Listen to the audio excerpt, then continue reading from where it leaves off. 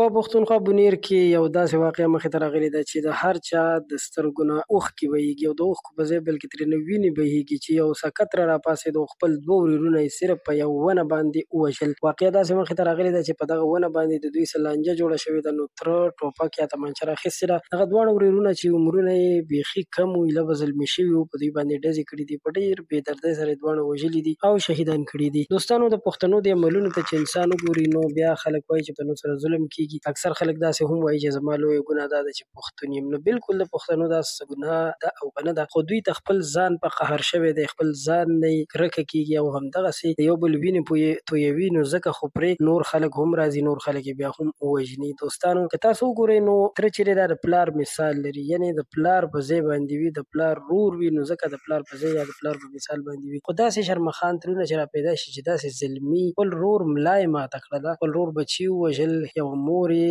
بې سرتوره کړله، نو یقینا چې ډېر زیات ظلم شوی دی. څومره هم چې په دې باندې خفګان شي نو کم دی.